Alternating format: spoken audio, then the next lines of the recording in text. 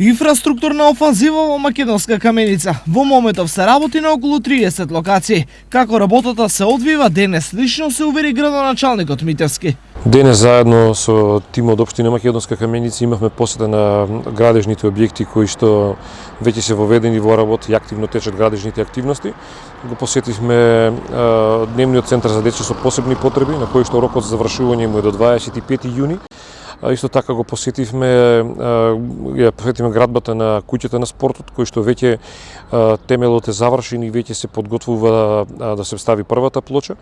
Активно течат градежните работи и на тениското игралиште кое што е финансирано од Агенцијата за млади и спорт. Митевски денеска најави изградба на неколку улици во централното градско подрачје, изградба на улици во Саса, Моошница, Косевица, Цера, Дулица, но најави уредување на кеот на Каменичка река.